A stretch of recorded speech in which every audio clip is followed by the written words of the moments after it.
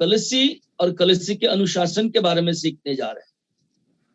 जब हमें समझे कि कलीसी क्या है, फिर कलीसी के अनुशासन हमें समझ में आएगा।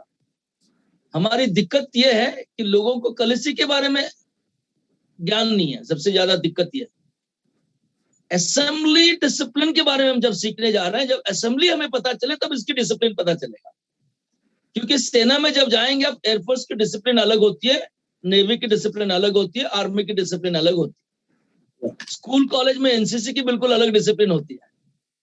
तो इन डिसिप्लिन का स्टेटस जैसे स्टैंडर्ड होता रहता है और कठिन होता है, तो उन चीजों को हम समझेंगे, हम किस जगह खड़े हैं, क्या है, तब हमें सही समझ में आता है। असेंबली के नाम से हम जाने जाते हैं। इसमें सबसे पहले मैं बता दूं आपको, ब्रदर ग्रुप नहीं है, ब्रदरन का मतलब नहीं है, ब्रदर है, मूवमेंट का मतलब आंदोलन है। सच्चे वचन के मुताबिक जब नहीं चल रहे थे लोग, वचन को छोड़ मनमानी चल रही थी, उस वक्त कुछ भाई लोग तकरीबन 1850 के करीब, आज से 70 साल के पीछे, कुछ भाइयों ने वचन को लेकर मूवमेंट किया है। मूवमेंट आया कि वचन के आधार, मूवमेंट से ही हमें ब्रदरन यानी कि ये भाइयों का कलीसी के बारे में हमें सीखने मिलता है। इसमें हम ये देख सकते हैं इन भाइयों का नाम हमें कैसे मिला। इब्रानी के पत्र 2 अध्याय का 11 और 12 पद को अगर हम पढ़ेंगे, हमें मालूम पड़ेगा। आज कृपया मेरी सहायता करना पड़ेगा आप लोगों को, यहाँ पर इलेक्ट्रिसिटी की थोड़ी दिक्कत है। जो पढ़ने वाले अगर कोई सहायता करे, इब्रानी का पत्र हिब्रूज 2:11-12, इब्रानी के पत्र 2 का 11 और 12 पद है।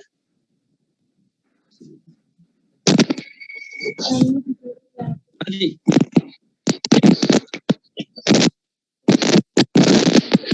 बाकी लोगों के माइक ऑफ कर दीजिए, जो पढ़ रहे हैं उन्हीं का खोला रखिए। हाँ जी। क्योंकि पवित्र करने वाला और जो पवित्र किए जाते हैं सब एक ही मूल से हैं, इस कारण वह उन्हें भाई कहने से नहीं लजाता, पर कहता है मैं तेरा नाम अपने भाइयों को सुनाऊंगा, सभा के बीच में मैं तेरा भजन गाऊंगा। धन्यवाद। 12 पद में लिखा है पवित्र करने वाला, पवित्र किए जाने वाला एक ही मूल के हैं। इसको अगर अंग्रेजी में आप पढ़ेंगे तो they are from one father, एक ही पिता से है। वो मूल का मतलब एक ही पिता से। हमारे भाइयों के मंडली में, ब्रदरन असेंबली के अंदर, ना कोई ऊंचा ना कोई नीचा, ना कोई पादरी साहब ना कोई छोटे बड़े, ऐसे नहीं है। सब एक ही मूल से, एक ही पिता से है। इसीलिए तो हम ब्रदरन कहलाते हैं। प्रभु यीशु मसीह कहता है कि हम विश्वासियों को पवित्र करने वाला वो और हम पवित्र होने वाले, पवित्र किए जाए, हम सब एक मूल से है। इसलिए प्रभु यीशु मसीह हमें भाई कहलाने में लजाता नहीं है। कितना सुंदर सी बात है। तो हम प्रभु यीशु मसीह के भाई, वो हमारे बड़े भाई, ऐसे हम भाइयों के मंडली में, कलीसी में आए हैं। That is the Brethren movement, Brethren assembly. और 12 पद में हम देखते हैं कि तेरे भाइयों के बीच तेरे नाम का गुण गाऊंगा, भजन गाऊंगा और तेरे नाम को सुनाऊंगा। मंडली भाइयों की, उस मंडली के अंदर, मंडली के बीचों बीच प्रभु की गुण गाने के लिए, प्रभु का नाम ऊंचा करने के लिए, सुनाने के लिए हम इकट्ठे होते हैं। ये हमारे ब्रदरन असेंबली का एक इतिहास है। इसको मैं आगे ले जाता हूं। ब्रदरन मूवमेंट के साथ कलीसी में कुछ तरीके हम लोगों ने बनाया है, उतना ही है। ब्रदरन असेंबलीज के अंदर, एक कलीसी के अंदर कुछ तरीके हैं। इसमें नंबर 1 हमारा जमा होना बिल्कुल साधारण रीति से, सिंपलिसिटी ऑफ गैदरिंग। हमारे जमावट में, हमारा इकट्ठे होने में कोई हल्ला गुल्ला नहीं है। बिल्कुल साधारण रीति से इकट्ठे होते हैं हम असेंबलीज में। लोग कहते हैं कि साधारण रीति से ऐसे इकट्ठे होते हैं, लोग ऐसे कहते हैं ब्रदरन असेंबली में जाओ तो चुपचाप होते हैं, हल्ला गुल्ला नहीं होता है। बिल्कुल सादे तरीके से इकट्ठे होते हैं। और इसमें नंबर 2, सप्ताह के पहले दिन रोटी तोड़ने के लिए इकट्ठे होते हैं। बहुत अच्छे तरीके से लिखा है। प्रेरितों का काम 20वें अध्याय के 7वें पद में लिखा हुआ है, वो सप्ताह के पहले दिन रोटी तोड़ने के लिए इकट्ठे हुआ करते। हमारा इतवार का सप्ताह के पहले दिन सबसे प्रथम प्राइम कार्य है हमारा रोटी तोड़ने का। मतलब रोटी तोड़ते वक्त हमारे लिए प्राण दिया हुआ, लहू किया बहाया हुआ प्रभु यीशु मसीह को स्मरण करते हुए हमारा रोटी तोड़ना, ये हमारा सबसे बड़ा आनंद का विषय है और सबसे बड़ा चीज है।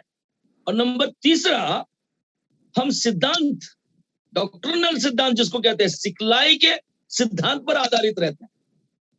हमारी कलीसिया सिखलाई के जो सिद्धांत है, डॉक्ट्रिनल फाउंडेशनल डॉक्ट्रिन्स है, उसके ऊपर हम आधारित है। उसमें 5 चीजें मैं आपके सामने रखता हूं। ये हमारे सिखलाई के सिद्धांत में से कलीसिया, इनके अंदर जो वरदान है, इस पर हम बिल्कुल सही खड़े हैं। हमारे जो गिफ्ट है, असेंबली गिफ्ट, चर्च गिफ्ट जिसको कहते हैं, कलीसिया में वरदान जो है, उसके बारे में बिल्कुल निर्दिष्ट हमारी सिखलाई है। नंबर 2 सिखलाई, मसीह और उनकी मसीहत, क्राइस्ट एंड इज डाइटिक क्राइस्टशिप, इसके बारे में हमारी सिखलाई बिल्कुल साफ है। नंबर 3, उद्धार और उद्धार की सुरक्षा, इसकी सिखलाई भी हमारे बिल्कुल साफ है। कई लोग ऐसे सिखाते हैं उद्धार आप पाए हैं, बीच में अगर आप पाप करते हैं आपका उद्धार खो जाएगा। नहीं, परमेश्वर का वचन के मुताबिक एक बार जिसने उद्धार पाया है सही तरीके से, जिसका बपतिस्मा हो गया है, उसका उद्धार कभी नहीं खोता है। वो उद्धार पाया है, इस जीवन में उद्धार पाते रहेगा, आगे प्रभु आने के बाद उसका परमानेंट उद्धार होगा।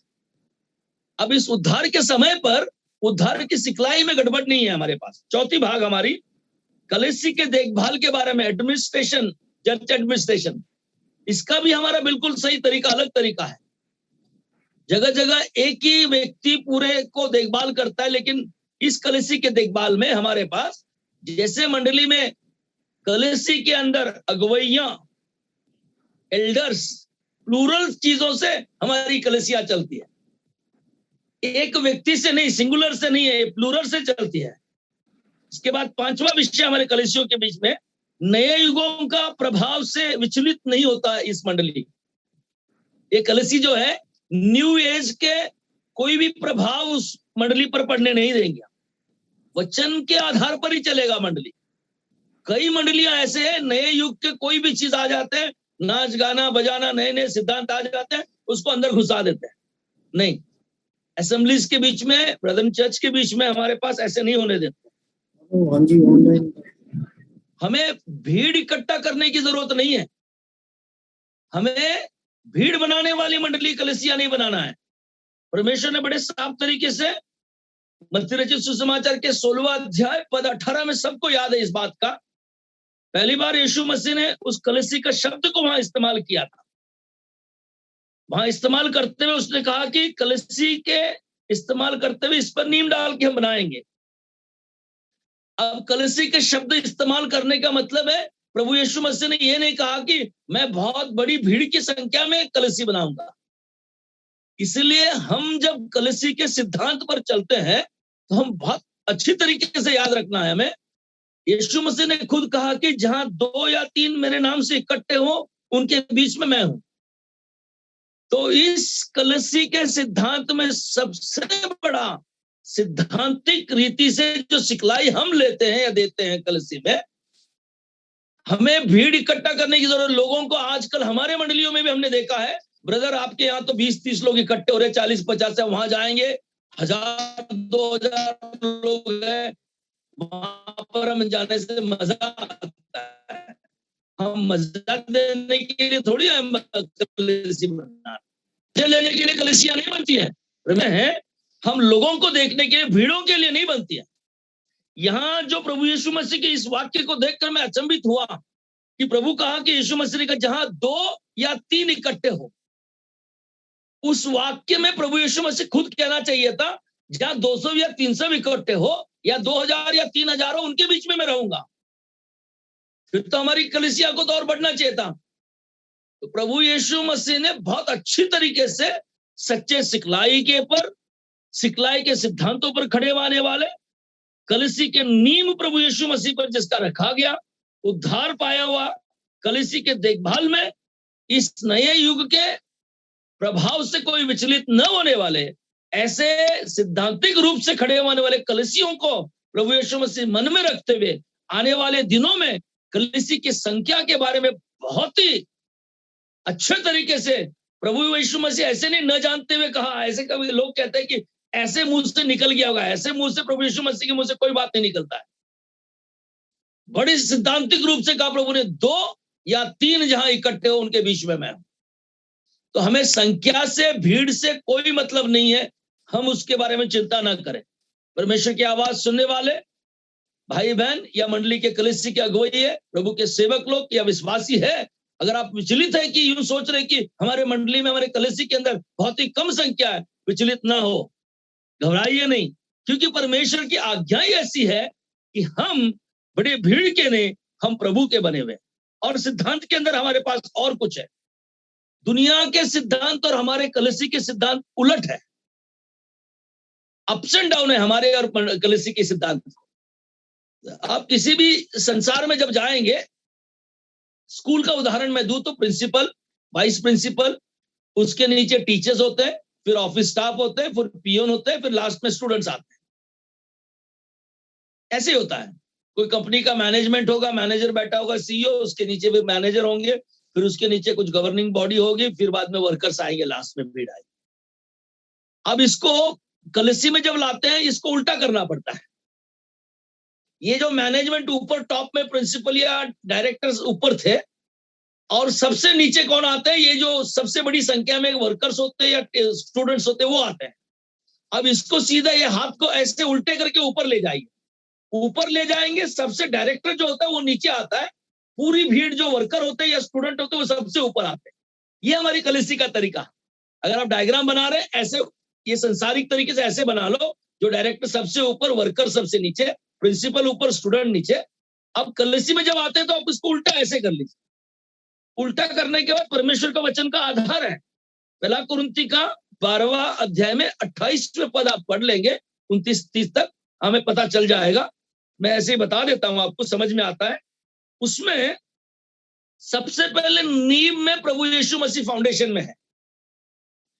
अब देखिए, मंडली के कलीसिया के सबसे मुखिया तो प्रभु यीशु मसीह है।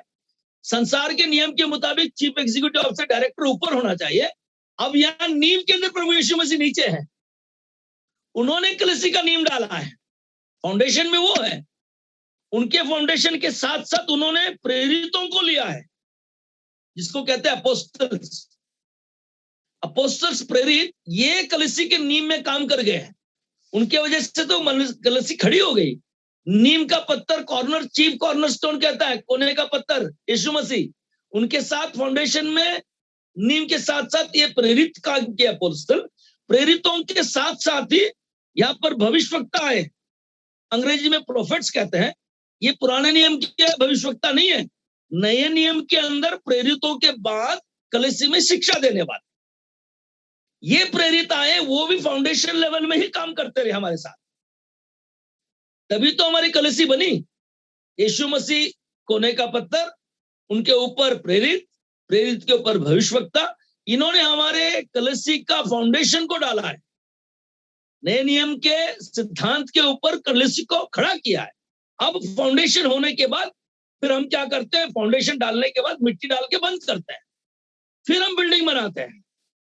तो यीशु मसीह हमारे फाउंडेशन में चीफ स्टोन बन गए, उनके ऊपर प्रेरितों को रखा, फिर भविष्यवक्ता को रखा, फिर मिट्टी डाल के फाउंडेशन को बंद किया। अब कलीसिया की बिल्डिंग बना रहा है। अब ये तीनों लेवल पर नीचे दिखाई नहीं दे रहे। अब ऊपर से बांधकाम यानी कि बांधना शुरू हो गया बिल्डिंग का। अब इसमें आते हैं पूरी मंडली, पूरे विश्वासी। इस विश्वासी के साथ साथ हमारे पास इवेंजलिस्ट है, बाइबल टीचर्स है, एल्डर्स है, डीकन्स है। इनके साथ सब मिलकर एक साथ मंडली को बनाए जा रहे हैं। ये नए नियम के अंदर अब मंडली बन रहा है। एक व्यक्ति नहीं, पूरी मंडली, कलीसिया साथ मिलकर बन रहा है। पतरस ने पहले अध्याय का पहला पतरस के दूसरे अध्याय के 5वें पद में पतरस ने याद दिलाता है, अगर किसी भाई को मिल जाए तो पढ़ ले। पहला पतरस का दूसरा अध्याय पद 5 में यदि हम पढ़ते हैं तो हमें वहां दिखाई देता है,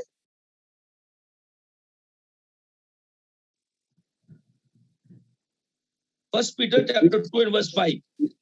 तुम भी आप जीवित पत्थरों की नाई आत्मिक घर बनते जाते हो, जिससे याजकों का पवित्र समाज बनकर ऐसे आत्मिक बलिदान चढ़ाओ जो यीशु मसीह के द्वारा परमेश्वर को ग्रहण हो। ये हमारे वर्तमान समय में कलसी बनता जा रहा है, इस चीज को दर्शाता है। पतरस ने कहा यू आर बीइंग बिल्डेड। हमारी कलसी बांध कर खत्म हुई नहीं प्रियजनों। अब कहा कि जीवित पत्थरों को लाकर जो फाउंडेशन लेवल में कार्य हुआ उसके ऊपर बांधना शुरू कर। ये कार्य हम सबको दिया है। परमेश्वर के दास जितने सुन रहे हैं, अगुवाई एल्डर्स लीडर्स जितने सुन रहे हैं, विश्वासी भी जो सुन रहे हैं, हम सब एक दूसरे मिलकर एक एक पत्थर लाकर इस कलसी को बांधना है। ये कलसी जो है ईंटों से पत्थरों से नहीं, जीवित पत्थरों से बंधा जा रहा। Living stones. वो जीवित पत्थर कौन है? एक एक विश्वासी आप और हम ही है। जैसे एक एक पत्थर जुड़ा जाएगा, उस पत्थर के द्वारा जीवित पत्थर से कलसी ऊपर उठते जाएगी। ये कब तक जाएगी? वर्तमान काल में अब इस समय पर बनता जा रहा है। ये बनता जाएगा तब तक जब तक प्रभु यीशु मसीह का आगमन ना हो। दूसरे आगमन के बाद ये जीवित पत्थर उस कलसी में जुड़ना बंद हो जाएंगे। क्यों बंद हो जाएंगे? क्योंकि कलसी में जीवित पत्थर लाने वाला कोई नहीं होगा। जीवित पत्थरों को सुसमाचार सुनाने वाला कोई नहीं होगा, और उस पत्थरों को लाके उसमें जोड़ने का कार्य खत्म हो जाएगा। और दूसरा, कुछ लोगों का उद्धार होगा, बड़ी कठिनाई से होगी उस समय पर। इतने आसानी से अब जैसे हो रहा है ऐसे नहीं होगा। अब कैसे है? कलसी के अंदर कलसी इसलिए बनाया गया है, एक एक जीवित पत्थरों को लाके वर्तमान काल में जोड़ने के लिए जो सुसमाचार हम लेके जाते हैं। जिस व्यक्ति के पास पत्थर का मतलब निर्जीव है, उसके अंदर जीव नहीं है, वो निर्जीव वस्तु पत्थर सा दिल वाला वो व्यक्ति नरम दिल बनकर, जीवित पत्थर बनकर प्रभु की वचन को स्वीकार कर वो प्रभु यीशु मसीह को ग्रहण करने के लिए, अपने आप को प्रभु के सामने स्वीकार करने के लिए उसके अंदर कार्य पवित्र आत्मा करता है। इस बात का बड़ा अच्छी तरह से ध्यान रखना। ये हमारी कलसी की सिखलाई है सबसे बड़ी। क्योंकि एक व्यक्ति का उद्धार के लिए वो मान ले कि मैं पापी हूं, इस कार्य को करने वाला पवित्र आत्मा है। और पवित्र आत्मा उसके अंदर जो कन्विक्शन करता है, उसको समझाता है कि हाँ मैं पापी हूं, मुझे ग्रहण करना चाहिए प्रभु यीशु मसीह को। तब वो मरा हुआ निर्जीव पत्थर जीवित पत्थर बनकर कलसी में जुड़ता है। ये कन्विक्शन करने वाला कार्य, पवित्र आत्मा का कार्य। जिस वक्त कलसी उठा लिया जाएगा, तब तक कलसी के साथ पवित्र आत्मा भी चले जाएगा। याद रखिएगा, बहुत खासकर पवित्र आत्मा मंडली को समझाने के लिए, मंडली के साथ देने के लिए, विश्वासियों के लिए भेजा गया। अब जब कलसी उठा लिया जाएगा, पवित्र आत्मा भी कलसी के साथ उठा लिया जाएगा। और यहां कलसी उठा लिए जाने के बाद पवित्र आत्मा का कार्य नहीं होगा, इसलिए बड़ी कठिनाई रहेगी। तब मंडली के वर्तमान काल के जो बनाए जा रहे हैं, ऐसे वर्तमान काल में बने नहीं जाए। अब हम आगे बढ़ेंगे, क्योंकि हमारा ये पहला भाग था। दूसरे भाग की तरफ मैं आपका ध्यान लाने जा रहा हूं। दूसरे भाग की तरफ, ये कलसी क्या है? पहला तिमोथी 3 का 15वां पद। पहला तिमोथी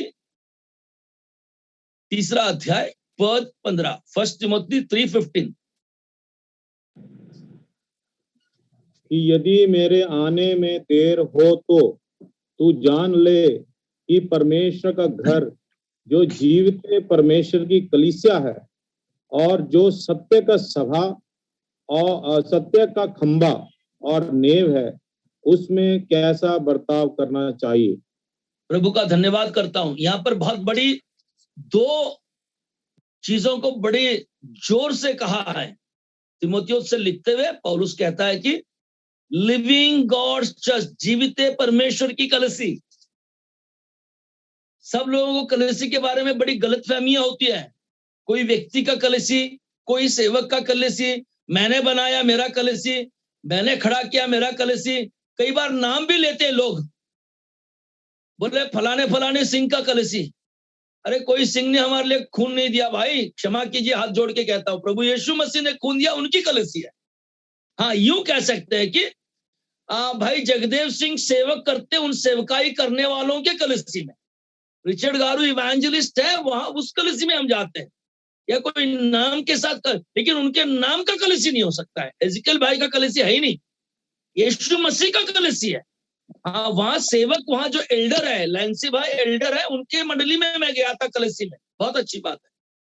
और कलीसिया के बारे में अगर आप बोलते हैं तो यूं कहे कि कलीसिया का नाम दिया है, बेतेस्दा, बेतेल या कुछ दिया है तो उसके नाम के साथ, या उस गांव के अंदर कलीसिया, क्योंकि कलीसिया जो है जीवित परमेश्वर की है, हमारी नहीं, व्यक्तियों का नहीं है बिल्कुल। आजकल तो ट्रेंड बन गया, एक नए जगह पर कोई जाता है व्यक्ति तो बोला 10-12 कलीसिया के नाम लिख देता है, खत्म। आपके यहाँ है नहीं, पता नहीं, हमारे स्टेट में ऐसे हो गया है। 2-3 साल हुआ है, एक जगह पर आए हुए एक डिस्ट्रिक्ट में, वो 16 असेंबली का नाम लिखता है अपने पीछे। वहां जाने के बाद प्रैक्टिकली है या नहीं मुझे नहीं पता है, और वहां पर कम से कम 20-25 साल से लोग काम करें, उनके पास 1-2 ही असेंबली है, लेकिन ये 1-2-3 साल के अंदर ही 16 असेंबली का नाम लिखता है अपने आप। कई चीजों के ऐसे होते हैं, ये चीज को हमें समझना बहुत जरूरी है। ये जीवित परमेश्वर की कलीसिया है, व्यक्तियों से नहीं खड़ा होता है। हाँ, अगर व्यक्ति के प्रयास के द्वारा, श्रम के द्वारा कलीसिया खड़े हो रहे, बहुत धन्यवाद, मैं प्रभु का बहुत ही आभारी हूँ, धन्यवाद करता हूँ। लेकिन ऐसे नहीं कि हम कलीसिया को जीवित परमेश्वर के कलीसिया बनाए, और सत्य का स्तंभ होना चाहिए कलीसिया। ये सत्य का स्तंभ होने के लिए बहुत समय लगता है भाई। सत्य का स्तंभ बनाने के लिए, जीवित परमेश्वर की कलीसिया बनाने में समय लगता है। समय के बिना एक ही रात में खड़े होकर अगले रात में दूसरा कलीसिया खड़े नहीं होती है। कम से कम हमारे यहाँ पर भी, हम भी गाँव में काम करते हैं, मिलकर इकट्ठे करते हैं। हमारे कम से कम 15-16 साल के बाद ही कहीं 6-7 गाँवों में असेंबली हो पाए। कम से कम 2-3 साल लगते हैं एक असेंबली के पीछे, अगर अच्छी सिखलाई दे, अच्छी कार्य करें। हम जब इकट्ठे होकर यूनिटी में मिलके काम करते हैं। पौलुस यहाँ पर तिमोथी को 2 बड़ी चीजों को बताइए, एक परमेश्वर के जीवित कलीसिया, कलीसिया सत्य का स्तंभ, pillar of truth, church of living God. इन 2 चीज हमारे कलीसियों में विशेषता है। कलीसिया के अंदर जानना जरूरी है, विश्वासियों को, अगुवाइयों को, हमें सब, हमारे चर्च का डिसिप्लिन में, जहां पर जिस चर्च को आप जा रहे हैं, अगर वो परमेश्वर के, जीवित परमेश्वर के बारे में समझाते नहीं है, व्यक्ति के बारे में समझा रहे, आप गलत जगह पर है, डिसिप्लिन नहीं है। नंबर 2, आपके मंडली, आपकी कलीसिया सत्य के स्तंभ पर आधारित नहीं है, झूठे स्तंभ पे खड़ा है, मनुष्यों के आधारित है, मतलब आप गलत जगह पर है। चर्च के अंदर कोई शिक्षा नहीं है, कोई डिसिप्लिन नहीं आया है। आगे एक और वचन आपके पास लेके जाना चाहता हूं, 1 कुरिन्थियों का 14वां अध्याय पद 40। 1 कुरिन्थियन चैप्टर 14 एंड वर्स 40। मंडली के अंदर जब कार्य हो, मंडली के अंदर जब हम कार्यक्रम करते हैं, मंडली के अंदर जो काम होता है वो कैसे होना चाहिए, यहाँ पर कुरिन्थियों की मंडली को पौलुस लिखते हुए कहा, पर सारी बातें सभ्यता और क्रम अनुसार की जाएं। बस ब्रदर, इतना ही काफी है मुझे।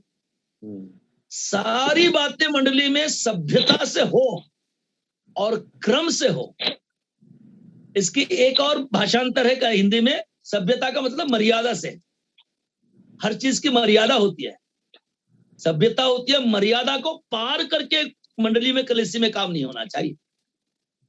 जब तक हम मंडली के अंदर सभ्यता से, क्रम से, मर्यादा से काम करेंगे, तब हमारी कार्य संपूर्ण होगी, तब प्रभु की महिमा होती है। अगर ऐसा नहीं हो रहा है तो हमें समझ लेना चाहिए कि परमेश्वर के काम को हम ठीक से, ढंग से निभाने के लिए प्रभु हमारी सहायता करें।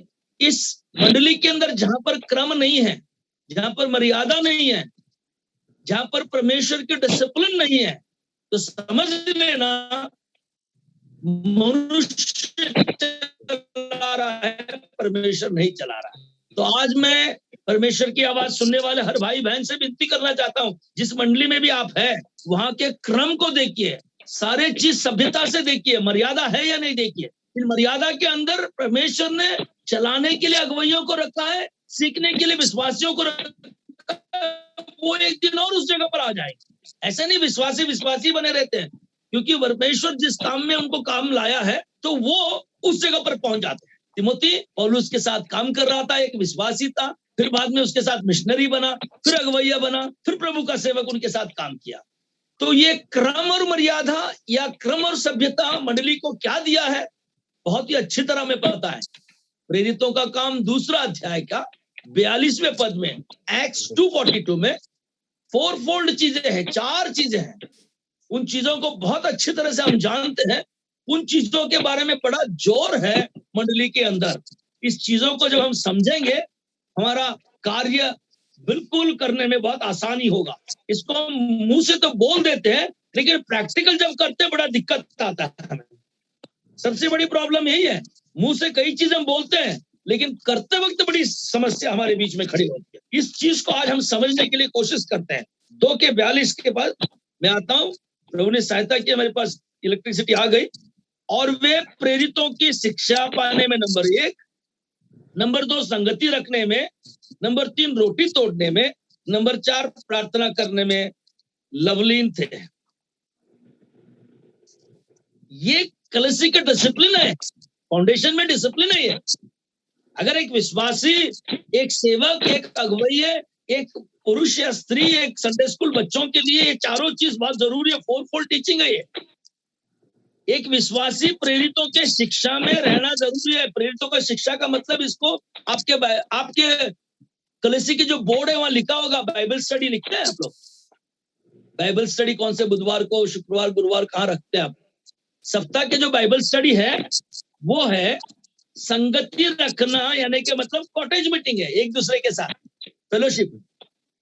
आपके मंडली के कॉटेज मीटिंग में नंबर 1 बाइबल स्टडी में, नंबर 2 कॉटेज मीटिंग में, उसके बाद रोटी तोड़ने में, रोटी तोड़ने के बाद फिर प्रार्थना करने में। इस सीरीज को हम उल्टा कर चुके हैं। हम क्या करते हैं, सबसे प्रायोरिटी नंबर 1 रोटी तोड़ने में संडे, उसके बाद नंबर 2 बाइबल स्टडी, उसके बाद नंबर 3 या नंबर 2 में रखते हैं जिसको कॉटेज मीटिंग, फिर नंबर 3 में लेके आते हैं बाइबल स्टडी।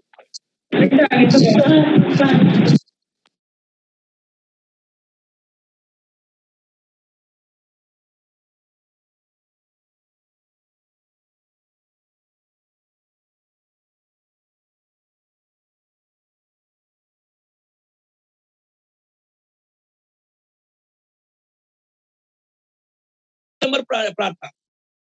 हम इसको उलट पुलट कर चुके हैं, लेकिन इसकी सीरीज को जैसे वैसे समझिए। जब वे मंडली में इकट्ठे हो गए, जब कलीसिया बनी, जब उनका उद्धार हुआ, पापों की क्षमा होकर बपतिस्मा लेकर मंडली में आए, वे सब नंबर 1 प्रेरितों के शिक्षा में लगे रहे, प्रार्थना में नहीं, रोटी तोड़ने में नहीं, कॉटेज मीटिंग नहीं, वो बाइबल स्टडी में नंबर 1 थे। आजकल के मंडलियों का बाइबल स्टडी के बारे में पूछिए।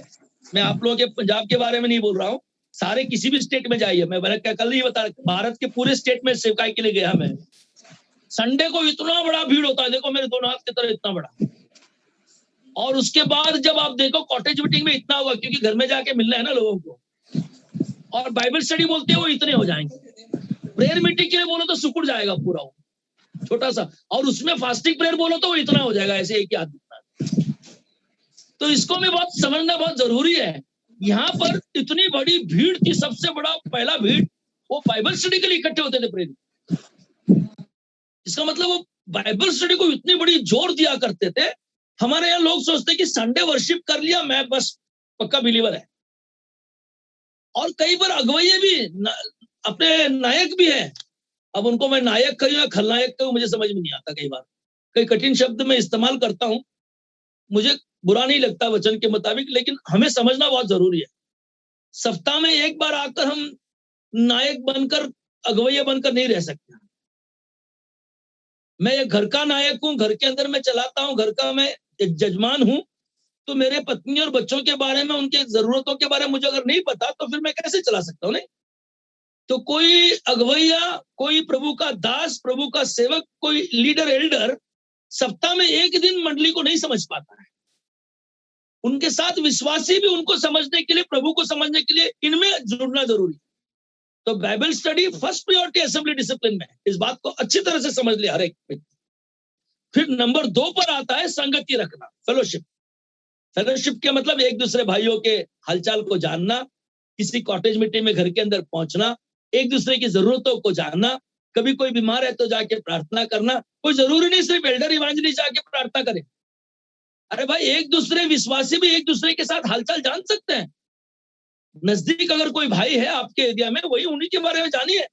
और जब एल्डर इवांजलिस्ट आएंगे तब उनको मौका दीजिए। पहले हम एक दूसरे की संगति रखना जरूरी है। ये संगति रखने का मतलब था, ऊपरी आप 37 से लेके 40 वचन तक पढ़ेंगे तो आपको पता चल जाएगा। वो क्या किए, टेढ़े लोगों से अलग होकर प्रभु यीशु मसीह को जानने वाले के लोगों के साथ संगति रखना शुरू किया। ऊपर लिखा है, मैं पूरा वचन नहीं पढ़ रहा हूं यहाँ पर, आप 37 से लेके 40 तक पढ़ लेना। जब वो उद्धार पाए, उन्होंने सबसे पहले काम किया, टेढ़े लोगों के साथ संगति था उसको तोड़ दिया। अब शिक्षा लेने वाले प्रभु यीशु मसीह के लोगों के साथ संगति रखना, ये हमारा डिसिप्लिन है, ये हमारा अनुशासन है। प्रभु को जानने वाले लोग, प्रभु के वचन के आधार पर रहने वाले कलीसिया के लोगों के साथ ज्यादा संगति फेलोशिप रखना चाहिए।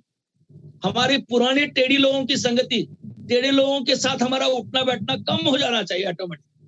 मेरा कहने का यह मतलब नहीं कि उनको सुसमाचार सुनाने के लिए न जाए, उनके साथ नौकरी ना करें, वो जरूरी है, लेकिन ज्यादा समय उनके साथ बिताकर हमारा बहुमूल्य समय को व्यर्थ न करें। और तीसरा फिर कहता है कि रोटी तोड़ने आते थे। कितना सुंदर सा चीज है। जो बाइबल स्टडी अटेंड करता था, बाइबल स्टडी सीख के उसके बारे में गहराई से जानता था, जो एक दूसरे भाई के बारे में चिंता करता था, एक दूसरे भाई के संगति में रहता था, उसके बाद उनके हालचाल को जान लेकर अपने आप को प्रभु के से समर्पित कर कर फिर वो रोटी तोड़ने आता था। अब हमारे पद्धति कैसे, हमारे तरीके, पहला रोटी तोड़ते फिर अगले संडे तक दिखते ही नहीं। वो जय मसीह की है उनके हाथ में, बस जय मसीह कह दिया, संडे अगर 10 से 12 है, 12:30 बजे जय मसीह कह दिया, अगले संडे 10 बजे तक दिखता ही नहीं, वो जय मसीह की हो गया नहीं। फिर वो प्रार्थना करने में लवलीन रहे। रोटी तोड़ने के बाद फिर प्रार्थना के प्रेयर मीटिंग के लिए इकट्ठे हुआ करते थे, अगले बाइबल स्टडी के लिए प्रार्थना करते थे, अगली संगति के लिए प्रार्थना करते थे, अगली रोटी तोड़ने के कार्यक्रम के लिए प्रार्थना। इस चीज को आज हमें समझना बहुत जरूरी है। इस चीज को जब समझेंगे, मंडली एक बार सीखेगी तो अगले व्यक्ति को हाथ में सौंपेगी। दूसरा तिमोथी 6वां अध्याय 20वें पद में यहाँ पर तिमोथी को बड़े अच्छे तरीके से पौलुस याद दिलाकर उससे कहा कि देख, समझ लेना तिमोथी, जो मैं आपके हाथ में दे रहा हूं, जो अभी मैं सिखलाई सिखा रहा हूं, इसको आगे बढ़ाना जरूरी है। इस बात का वो ध्यान से कह रहा था। पहला तिमोथी 6:20, क्षमा कीजिए, पहला तिमोथी 6:20, ये तिमोथियस इस जाति की रखवाली कर और जिस ज्ञान को ज्ञान कहना ही भूल है, उसके अशुद्ध बकवाद और विरोध की बातें से परे रहे। 21 में, कितने इस ज्ञान का अंगीकार करके विश्वास से भटक गए, तुम अनुग्रह होते रहे। 19 में, और आगे के लिए एक अच्छी नींव डाल कि सत्य जीवन के वश में रख लो। मैंने 20 से 21 फिर 19 पढ़ा।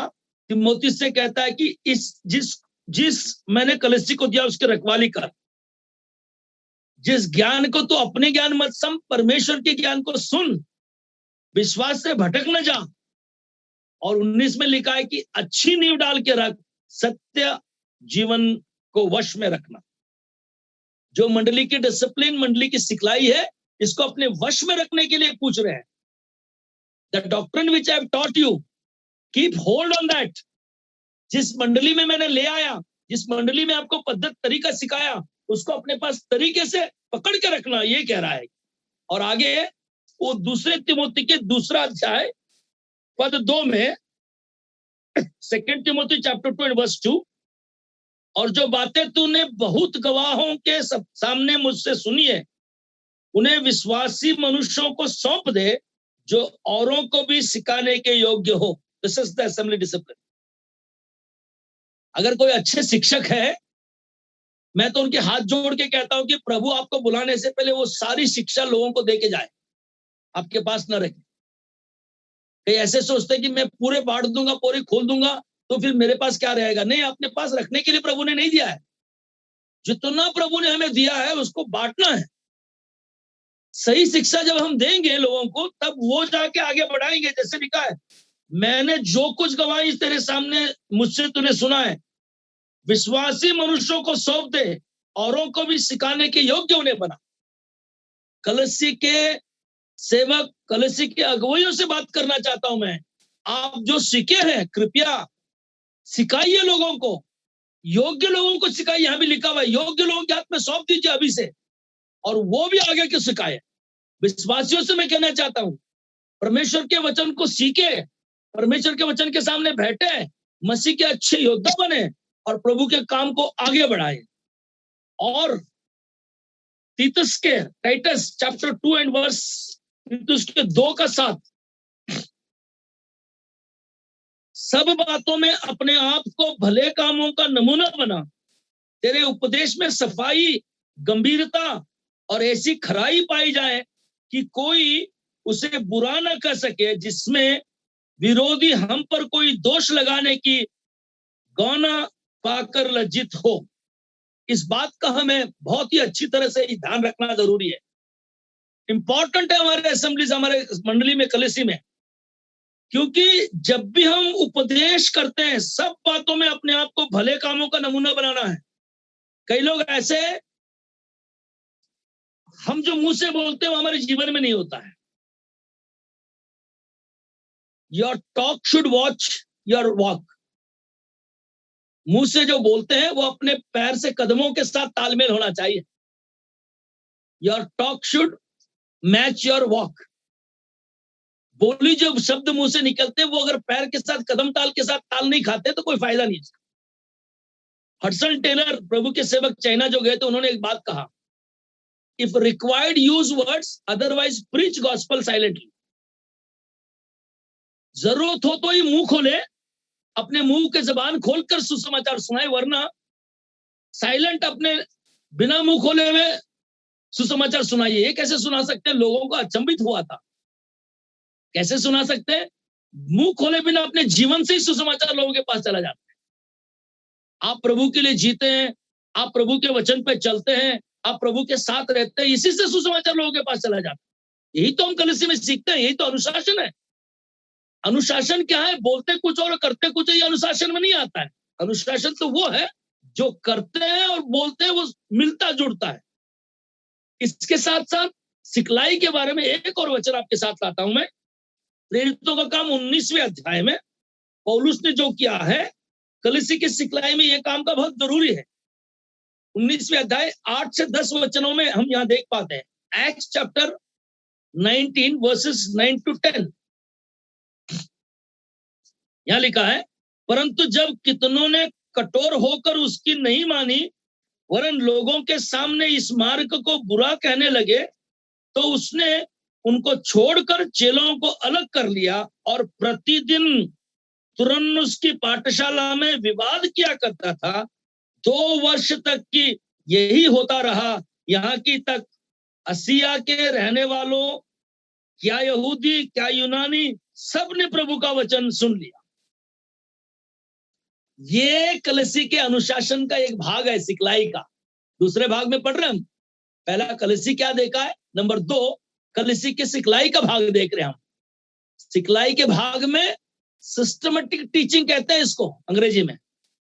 बिल्कुल अनुशासित सिखलाई को पौलुस ने दिया।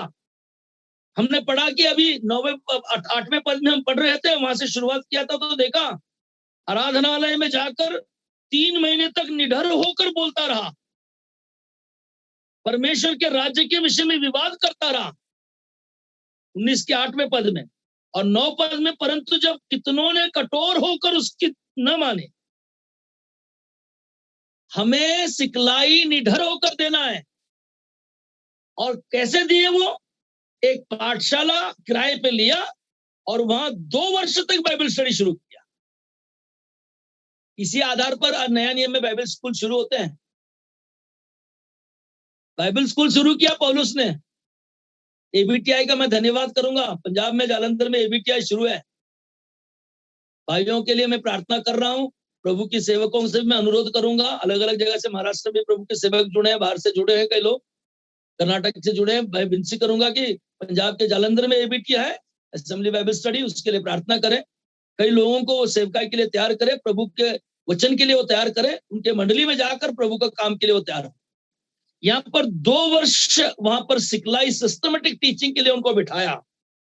और जब 2 वर्ष के बाद में क्या हुआ, आसिया के रहने वाले, क्या यहूदी क्या यूनानी, सबने प्रभु के वचन को सुना और ग्रहण किया। यहाँ यहूदी यूनानी का मतलब क्या मसीह लोग, क्या अन्य जाति के लोग, कोई भी लोग थे जिन्होंने सुना सिस्टमेटिक टीचिंग, वो ग्रहण कर दिया। मैं प्रभु का धन्यवाद करूंगा। ये कलीसिया की नंबर 2 अनुशासन है। नंबर 1 कलीसिया क्या है, नंबर 2 सिखलाई का अनुशासन, नंबर 3 पर मैं आता हूं। जिस चीज को हम सीखते हैं वो हमें अपने घर से सिखाना शुरू करना चाहिए। Teach your children and teach your believers. Number 1 कलीसिया क्या है, नंबर 2 कलीसिया की सिखलाई, नंबर 3 जो सीखे हैं उसको हम अपने बच्चों को और अपने विश्वासियों को सिखाना है। क्या सिखाना है? सबसे बड़ा देखिए, प्रेरितों का काम 18वां अध्याय 23 से लेकर हम कुछ वचन पढ़ेंगे।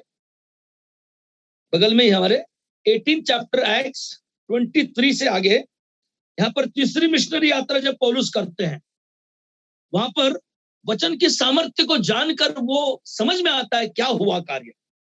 फिर कुछ दिन रहकर वहां से चला गया और एक ओर से गलतिया और फ्रुगिया सब चेलों को स्थिर करता फिरा। अपोलोस नामक एक यहूदी जिसका जन्म सिकंदरिया में हुआ था और पवित्र शास्त्र को अच्छी तरह से जानता था, इफुसिस में आया। उसने प्रभु के मार्ग की शिक्षा पाई थी और मन लगाकर यीशु के विषय में ठीक ठीक सुनता और सिखाता था, परंतु वह केवल यूहन्ना के बपतिस्मा के बात जानता था और आराधना में निडर होकर बोलने लगा। पर प्रिस्किल्ला और अक्विला उसकी बातें सुनकर उसे अपने यहाँ ले गए और परमेश्वर का मार्ग उसको भी ठीक ठीक समझाया या बताया। देखिए कितना सुंदर है, एक परिवार के अंदर शिक्षा इतना सुंदर तरीके से हुआ कि वो नया नियम के मंडली में आकर यूहन्ना के बपतिस्मा के बता रहा था, तो उन्होंने लोगों के बीच में नहीं उसको ठुकराया, लोगों के बीच में उसको डांट नहीं लगाया, बोला प्रेम से बोला, भाई ऐसे करो, आज दोपहर को हमारे घर में आ जाओ खाने के लिए। तो ये भी जवान था, प्रभु का सेवक, बोला बड़ा खुश हो गया। एक परिवार मुझे लंच के लिए बुलाया है। आजकल के मंडलियों में लंच के लिए प्रभु के सेवकों को बुलाने वाले तो बहुत पीछे रहते हैं, है नहीं, बड़ा सोचते ही रहते हैं, बोला प्रभु का सेवक कोई आया लंच को बुलाए या नहीं बुलाए, सोचते रहते। प्रभु का सेवक को ही सोचना पड़ता है कहाँ भेजे। नहीं, कई कई मंडलियां ऐसे हैं, मैं बहुत धन्यवाद करता हूँ, कंपटीशन लगता है, बोला हमारे घर हमारे घर हमारे घर, ऐसे भी मंडलियां। ये प्रभु के सेवक प्रभु के दासों को घर में ला के खाना खिलाना आशीष की बात है। यही तो सिखाएगा अक्विला प्रिस्किला, इन्होंने सीखा, ये मंडली के डिसिप्लिन में आता है, अनुशासन है, आशीष का अनुशासन सिखाया उनको। ये घर ले गए, भोजन खिलाया, फिर उसको धीरे से बड़े प्यार से उन्होंने समझाया कि परमेश्वर का मार्ग उसको ठीक ठीक बताया। ये कब बताया जाता है? जब वो खुद सीखेंगे तब बताया जाता है। मैं और बताता हूं, फिलिपियों के पत्र 3 अध्याय 17वें पद, फिलिपियंस चैप्टर 3 वर्स 17, फिलिपियंस 3:17।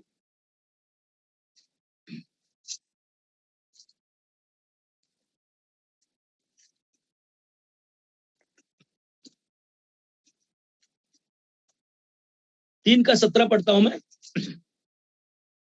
हे भाइयों, तुम सब मिलकर मेरी सी चाल चलो और उन्हें पहचान रखो जो इस रीति पर चलते हैं जिसका उदाहरण तुम हम होते हो, क्योंकि बहुतेरे ऐसी चाल चलते हैं जिनकी चर्चा मैंने तुमसे बार बार किया है और अब भी रो रो कर करता हूं कि वे अपनी चाल चलन से मसीह को क्रूस पर बैरी है।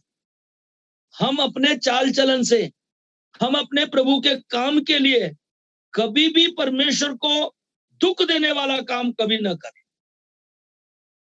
हम जहां तक है प्रभु को लज्जित ना करें। जो भी घमंड करें हम प्रभु में करें। प्रभु के लिए जो कार्य करते हैं मिलकर प्रभु को देने के कार्य में करें। जैसे अक्विला प्रिस्किला ने घर बुलाया है, उसके जगह पर हम प्रभु को लज्जित न होकर हम प्रभु को सिखलाई ये है कि हम सेवक को सम्मान करें, अगुवाइयों को सम्मान करें, प्रभु का वचन का सम्मान करें, जो सीखा है उसको प्यार से समझाए। ये सिखाना जरूरी है। नंबर 2, और इसमें क्या सिखाएंगे हम? प्रेरितों का काम 4 अध्याय एक्ट चैप्टर 4 31वें पद से मैं आगे लेके जाऊंगा आपको, वहां में समझेगा हमें क्या सिखाना चाहिए बच्चों को, परिवार को, बिलीवर्स को। हमारे असेंबलीज में ये बहुत कम सिखाया जाता है, शर्माते हैं लोग। बाकी लोगों तो बहुत अच्छे सिखाते हैं, अगर आप देते नहीं तो बोला मंडली में आपका नाम लिखा जाएगा। मैंने कई मंडलियों को देखा है, कई चर्चेस को देखा है, आप दशांश नहीं देते, आपका कैरी और मार्च महीने का, अप्रैल का पेंडिंग है, ऐसे लिख के रखते हो। आप लोगों ने देखा है, हम तो मंडली में ऐसे सिखाते नहीं लोगों को। नहीं, हमारे यहाँ एक प्रोफेसर साहब आए हैं, वो दूसरे चर्च से आए हैं हैदराबाद के, और उन्होंने कहा कि मेरे पास्टर जी का फोन आया, बोला 6 महीने आपका दशांश ये टाइट पेंडिंग है, आपका नाम के लिख रखा है, जनवरी से जून तक आप कब भेज रहे हैं, पूछा उन्होंने। बोला ये बड़ा, हम इसमें सिखाने में बड़े पीछे रह गए। हम ऐसे पेंडिंग वाला नहीं लेंगे, लेकिन सिखाना जरूरी है प्रभु को देने के लिए। नहीं, ये भी एक अनुशासन है, कैसे सिखाएंगे। 4था अध्याय में आइए मेरे साथ, 31वें पद के साथ मैं आपको लेके जाना चाहता हूँ। 31 में लिखा, जब वे प्रार्थना कर चुके तो वह स्थान जहां वे इकट्ठे थे हिल गया और सब पवित्र आत्मा से पूर्ण हो गए, परमेश्वर का वचन हिवाए से सुनते रहे। 32, विश्वास करने वाले की मंडली एक चित्त और एक मन थे, तो कोई भी अपनी अपनी संपत्ति अपनी नहीं करता कहता था, परंतु सब कुछ साझे का था। और प्रेरित बड़ी सामर्थ्य से प्रभु यीशु जी उठने के गवाही देते रहे, और वह सब पर बड़ा अनुग्रह रहा। और उनमें से कोई भी दरिद्र न था, क्योंकि जिनके पास भूमि या घर थे वे उनको बेचकर बिक्री हुई वस्तुओं का दाम लाते और उसे प्रेरितों के पांव पर रखते, और जैसी जिस आवश्यकता होती उसके अनुसार हरेक को बांट दिया करते। मैं प्रभु का धन्यवाद करूंगा। बोला अभी असेंबली के डिसिप्लिन अनुशासन में भाई को बोला है कि हमारी सारी संपत्ति बेचकर हम कलिसी को तो ऐसे कहीं बताया होगा, जगदेव भाई ने बोल के, ऐसे में नहीं समझना, जगदेव भाई ने मुझे नहीं कुछ बताया है। ना ही आप अपनी संपत्ति बेचना, मत बेचिएगा। वो पहले शताब्दी में हुई, पहले सेंचुरी में, लेकिन कम से कम प्रभु को जो देना है वो देना सीखे, अपनी ताकत से बढ़कर देना सीखे। ये मेरे बच्चों को, मेरे विश्वासियों को बताना जरूरी है। ये विश्वासियों को मैं बता दूं कि ये मंडली के अनुशासन में आता है। जब तक हम देंगे नहीं, जब तक हम प्रभु को अपने तरीके से नहीं देंगे, प्रभु को जितना ज्यादा नहीं देंगे उतना आशीष नहीं मिलेगा। प्रभु के सेवकों को सेवकाई के लिए यहाँ पर मेरे साथ बैठे हुए लोगों में से मैंने देखा है, अपने ताकत से बढ़कर लोगों के प्रभु के सेवक के लिए दिए, और उसका आशीष का अनुभव उन्होंने किया है। हम जैसे सेवकों के सेवकाई में हाथ बटाए हैं लोगों ने, प्रभु के दासों ने, और कई लोगों को ऐसे कर कर उन्होंने दे, यहाँ पर उनके सारी संपत्ति लाकर प्रभु के प्रेरितों के पांव में रखे, और प्रेरितों का काम था कि सही तरीके से उन्होंने बांट दिया। इतने में काम नहीं खत्म हुआ पाई, ये तो सिर्फ विश्वासी लाए और प्रभु को दिए। हम क्या करते हैं, हम जैसे सेवक और अगुवाई है, हम लोग क्या करते हैं, हम लोग इवांजलिस्ट है, हम सिर्फ बताएंगे दो दो दो, इसमें काम नहीं चलने वाला। मैं इवांजलिस्ट के साथ साथ मैं भी ले रहा हूं अपने आप को 36वें पद में। और यूसुफ नामक कुप्रुस का एक लेवी था, जिसका नाम प्रेरितों ने बरनबा अर्थात शांति का पुत्र रखा था। उसकी कुछ भूमि थी जिसे उसने बेचा और दाम के रुपये लाकर प्रेरितों के पांव में रख दिया। असेंबली के लेवियों, इवेंजलिस्टों मतलब लेवियों, हमारे कलीसिया के लेवियों को भी प्रभु को देना है। हम सिर्फ लेने वालों में से नहीं, हम देने वालों में से होना चाहिए। यहाँ पर सबसे बड़ा उदाहरण लेवी प्रभु को दिया, क्या दिया, अपना जमीन बेच के लाया। हम तो सोच रहे थे कि प्लॉट खरीदे, ये तो बोल रहा है प्लॉट बेचने के लिए। हम तो सोच रहे थे प्लॉट खरीद कर एक मकान बनाए, तो प्रभु का सेवक तो बोल रहा है प्लॉट बेचो। एक प्लॉट बेचोगे तो 2 मिलेगा, मुझे लगता है ऐसे मिलेगा जरूर, मुझे यकीन है। मेरे पास 3000 स्क्वायर फीट का जगह था, जिसमें से 1500 स्क्वायर फीट मैंने मंडली के चर्च के लिए दिया। बचा हुआ 1500 स्क्वायर फीट जितना मैंने खरीदा था, उसका 30 गुना दाम बढ़ गया। 30 गुना, 1 2 10 20 ने 30 गुना, मतलब लाख का 30 लाख हो गया है, 30 गुना बढ़ गया है। मतलब 30 गुना दिया ना वापस, दिया तो दिया। प्रभु ने कैसे देता पता नहीं, तरीका अलग है। आप दो तो सही, लेवियों को देना जरूरी है। अभी सिर्फ विश्वासियों को दिलाना नहीं, लेवियों को भी देना है। और अनुभव के साथ प्रभु ने कहा कि दे, इस चीज को हमें सिखाना चाहिए। चौथी बात के साथ मैं समाप्त करने जा रहा हूं। 3 चीजें सीखा हमने। कलीसिया क्या है? कलीसिया की सिखलाई, जो सीखा है वो हमें बच्चों को, विश्वासियों को सिखाए, सिखाने वाला खुद भी कार्य करे। नंबर 4 है, अगर कलीसिया के अंदर किसी के साथ कोई गलत चीज होती है तो उसको अनुशासन में कैसे लाए। If some sin or wrong thing happens, how to discipline them। यहाँ पर 2-3 चीजों को मैं बता के आपके सामने लाना चाहता हूं। पहली बात, गलतियों का पत्र 6वां अध्याय, पहला पद, गलतियंस चैप्टर 6 एंड वर्स 1। गलती 6:1 में बड़े साफ तरीके से लिखा है, नंबर 1 कार्य जो हम करना है उनके साथ, उसको पहले हम प्रयत्न करना है, उसके बाद आगे के कार्य करना है। सबसे हम कभी कभी उल्टे काम नहीं करें। हे भाइयों, यदि कोई मनुष्य किसी अपराध में पकड़ा भी जाए तो तुम जो आत्मिक हो, नम्रता के साथ ऐसे को संभालो और अपनी भी चौकसी रखो कि तुम भी परीक्षा में ना पड़ो। याद रखें, नंबर 1, अगर कोई गलत करता है, पाप करता है मंडली में, उसको अनुशासन करने के लिए रिस्टोर हिम जेंटली, ऐसा लिखा है पहले। मतलब प्यार से, आत्मिक रीति से, नम्रता से इनको संभाल के समझाना है। और प्यार से, नम्रता से, जेंटली जब समझाते हैं तो यहां बड़ा तरीके से पौलुस ने कहा कि ये तुम अपने आप परीक्षा में न पड़ो, ऐसे संभाल के करना ये काम। कई लोग जो पाप में या गलत काम करते हैं उनको प्यार से जब समझाने जाते हैं, आपके सिर पे बैठते हैं, उल्टा ठोकते हैं फिर।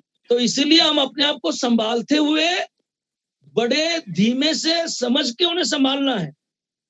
पद 2 में लिखा है, तुम एक दूसरे के भार उठाओ और इस प्रकार मसीह की व्यवस्था को पूरी करो। नंबर 3 में, पद 3 में, क्योंकि यदि कोई कुछ न होने पर भी अपने आप को कुछ समझता है तो अपने आप को धोखा देता है। कई लोग ऐसे हैं जिनको हम प्यार से समझाते हैं, जिसको हम नम्रता से समझाते हैं, जिसको संभाल कर हम जेंटली रिस्टोर करने के लिए देखते हैं, तो वो कहता है कि कई लोग अपने आप को कुछ नहीं समझते। तो जो समझाने वाले को, ब्रदर हमको बहुत पहले से पता है, ब्रदर आप क्या समझा रहे हो, मुझे क्या वचन नहीं पता है, गलत है, पाप है, ठीक करना है, उसको खुद सीख होना है। लेकिन प्यार से, नम्रता से समझाने के बाद जेंटली रिस्टोर करते वक्त अगर वो अपने आप को घमंड से, अपने आप को अलग करता है, तो उसके लिए फिर परमेश्वर ने दूसरी बात को बताया है। तीतुस के पत्र में हम आते हैं, 3 अध्याय, पद 10, टाइटस चैप्टर 3 वर्स 10 में हम आएंगे। जो जेंटली समझता नहीं है, जो नम्रता से नहीं समझता है, उसके लिए 3 अध्याय का 10वां, किसी पाखंडी को 1 या 2 बार समझा बुझा कर उससे अलग रहे, यह जानकर कि ऐसा मनुष्य भटक गया है और अपने आप को दोषी ठहराकर पाप करता रहता है। आप पहली बार उसको जेंटली समझाए, फिर दूसरी बार जाइए समझाए, फिर तीसरी बार समझाए। उसको तमदाने का तरीका भी है। ऐसे एक बार अकेले जाके समझाए, दूसरी बार आपके मंडली के 2-3 लोगों को जाके समझाए, तीसरी बार कलीसिया के सामने समझाए। नहीं समझता है, फिर क्या करे, बहुत तरीके से लिखा, 1 बार 2 बार समझाए, अगर समझ जानबूझकर वो समझ नहीं पाता है तो उससे अलग रहता। कई लोग ऐसे हैं, अनुशासन करते हो जानबूझकर, पर पर्पसली वो समझना नहीं चाहते, उनको मालूम है गलत है, उससे अलग रहे। यह जानकर कि वो मनुष्य भटक गया है, अपने आप को दोषी ठहराकर पाप करता जाता। अगर उसके साथ हम मिलेंगे, हम भी उनके पाप में शामिल हो जाएंगे। कई लोग अगुवाई है, कई लोग प्रभु के सेवक, कई एल्डर्स, कई नायक इस चीज से घबरा कर पीछे जाते हैं। लोग सोचते हैं कि मेरी मंडली टूट जाएगी, मेरी मंडली से लोग निकल जाएंगे, अलग हो जाएंगे। मैं कहता हूं परमेश्वर का वचन का मंडली का नींव इसलिए मैं पहले बताया, नंबर 1, जहां 2 या 3 व्यक्तियों उनके बीच में मैं हूं, बस काफी है मंडली को। कलीसिया के बारे में चिंता ना करें, कितने विश्वासी मेरे पास बचेंगे, कितने विश्वासी हमारे साथ आराधना करेंगे, इसकी कोई चिंता हमें होनी नहीं चाहिए। अगर गलत है, पाप है, उसको वचन के आधार पर ठोके और उनको समझाएं। नहीं समझता है, समझ जाता है, बहुत अच्छी बात है। अगर पक्का विश्वासी है, मैं कहता हूं कि नम्रता से जरूर समझेगा, अपने आप को ठीक करेगा। नहीं समझ रहा है, वार्निंग एक बार, 2 बार, उसके बाद प्रभु कहता है कि उनसे दूर रहे। पहला कुरिन्थियों का 5वां अध्याय पद 11 में मैं आपको लेके जाना चाहता हूँ। 1 कुरिन्थियन 5:11। मेरा कहना यह है कि यदि कोई भाई कहलाकर व्यभिचारी या लोभी या मूर्ति पूजक या गाली देने वाला या पियक्कड़ या अंधेरे करने वाला हो तो उसकी संगति मत करना, वरन ऐसे मनुष्य के साथ खाना भी न खाना। इससे बड़ा और क्या बता सकता हूं मैं आपको। एक बार 2 बार आपने बताकर देखा है, एक बार 2 बार समझाया है, हम फिर भी वो समझ में नहीं आता है। इन तरीके के मनुष्यों के साथ खाना भी ना खाना और उसके साथ रहना भी नहीं, और उसके साथ जिंदगी को हमने निकालना भी नहीं है। क्यों हम ऐसा करें? क्योंकि प्रभु यीशु मसीह ने हमें अनुशासन करने के लिए आज्ञा दिया, इसलिए हम अनुशासन कर रहे हैं। हम अपनी मर्जी से थोड़ी कर रहे हैं। हम जैसे पाप होता है तो पाप में क्या करना है, उसके अनुशासन को तो संभालना जरूरी है। अगर अनुशासन नहीं कर रहे हैं, उनके साथ मिलके जा रहे हैं, इनका लिस्ट बना के बता दिया उसने, परमेश्वर के वचन ने। व्यभिचारी होगा, लोभी होगा, गाली देने वाला होगा, पियक्कड़ होगा, अंधेरे के काम करने वाला होगा, तो उनके साथ संगति मत रखना। इन चीजों को क्यों खास कर यहाँ दर्शाया, मैं बता दूं आपको। ये गलत काम करने वालों को जब आप अनुशासित करते हैं, वो मानते नहीं, इसलिए इन चीजों को खास करके लिखा है परमेश्वर का वचन में। आप ध्यान करके देखना, कभी भी कोई भी इन चीजों में से कोई पकड़ा जाता है कलीसिया में, उसको कितना भी समझा, वो गलती मानने के लिए तैयार नहीं होता। जो समझाने जाएगा उस पर आरोप लगाता है, अपनी गलती को मान के वो सही नहीं करता। इसलिए कहा कि वो अगर नहीं मानता है, उनके साथ संबंध नहीं रखे, उनसे अलग रहे। और दूसरी कहता है कि तुम उनके घर में खाना भी नहीं खाना, उनके साथ संगति भी नहीं करना। इस बात के लिए कई लोग कहते हैं, कैसे ब्रदर, वो भी तो एक विश्वासी है, उनको घर बुलाते हैं ब्रदर, मंडली से आप अलग कर दो, लेकिन मेरे घर में आते जाते रहते। अरे भैया, ये कैसे हो सकता है? फिर तो अनुशासन है ही नहीं। अगर किसी मंडली ने उसको अनुशासित किया है, तो उसके बारे में सारे मंडलियों को समझना, सोचना जरूरी है। ये सबसे बड़ा गलत हमारे भारत के मंडलियों में, अलग अलग जगह के मंडलियों में होता है। एक मंडली में किसी व्यक्ति को अनुशासन किया है, दूसरा मंडली बोलता है कोई बात नहीं, मेरे पास आ जा। गलत है ये। हाँ, स्वीकार करते क्योंकि उनके पास संख्या नहीं है, आदमी नहीं है, उसको ले लेते, किसी को भी ले लेके जोड़ देते। अगर एक मंडली ने अनुशासित किया, एक सेवक ने, एक एल्डर ने अनुशासित किया, अगुवैया ने, वो अगुवैया सेवक नहीं, प्रभु की तरफ से अनुशासन आया है, वचन के मुताबिक आया है। उस अनुशासन को हमें समझना बहुत जरूरी है, और उसके अनुशासन के मुताबिक चलना भी बहुत जरूरी है।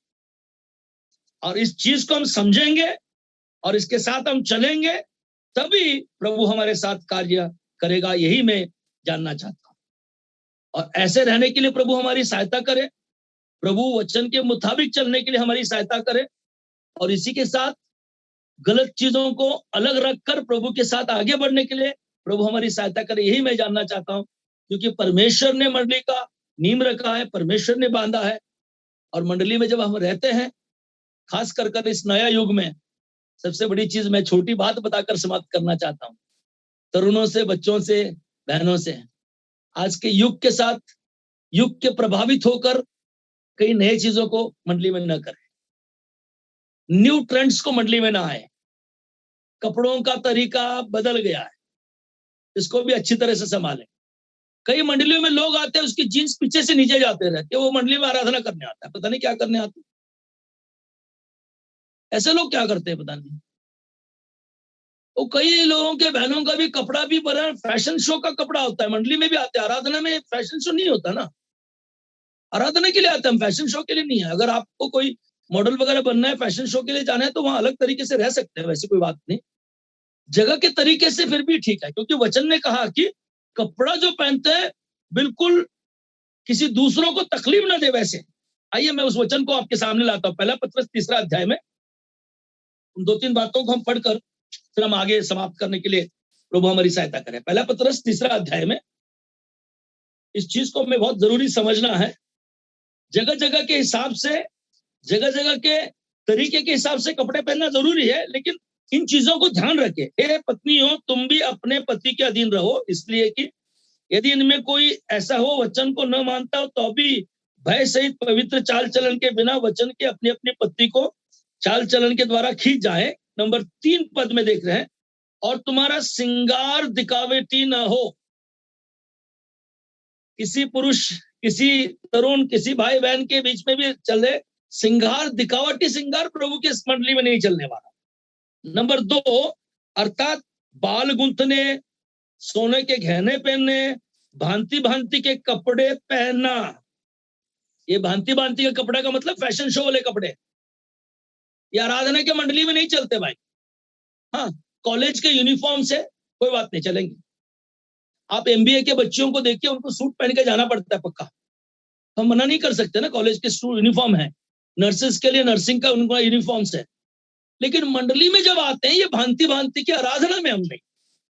आराधना में कम से कम कैसे कपड़ा होना चाहिए, यहाँ लिखा है, वरन तुम्हारा छिपा हुआ और गुप्त मनुष्यत्व नम्रता और मन की दीनता की अविनाशी सजावट से सुसज्जित रहे। कपड़े वो हो जो आपका शरीर का भाग लोगों को दिखे। कपड़े वो हो जो प्रभु को अच्छा लगे। बस मैं यही कहना चाहता हूं। कोई कपड़ों का मैं उसको तुलना नहीं करना चाहता हूं। बहुत अच्छी तरह से लिखा है, कपड़े हम वो पहने जो हमारा छिपा हुआ गुप्त मनुष्यत्व, हमारा शरीर का कोई भी अंग प्रदर्शित न करने वाला वस्त्र हो। नम्रता और मन की दीनता की अविनाशी सजावट से सुसज्जित रहे, क्योंकि परमेश्वर की दृष्टि इसका मूल्य बड़ा है। इसके लिए प्रभु हमारी सहायता करे, प्रभु हमें आगे बढ़ने में सहायता करे। मंडली के बहनों को, मंडली के तरुणों को, मंडली के विश्वासियों को, मंडली के अगुवाइयों को, मंडली के प्रभु के दासों को, सबको लेकर प्रभु ने आज हमसे बात किया है। किसी को छोड़ा नहीं। आज मुझे भी लेके बात किया है, मेरे जीवन को भी ठीक करने के लिए। जब अनुशासन में हम आते हैं, discipline is for all is one. सबको एक जैसा तुलना रखता है प्रभु। शिक्षा जो है, दंड जो देता है, अनुशासन जो आता है, वो सबके लिए एक जैसे तोल देता है। ऐसे करने के लिए प्रभु हमारी सहायता करे। पंजाब में रहने वाले सारी कलीसियों को प्रभु यीशु मसीह के नाम पर मैं जय मसीह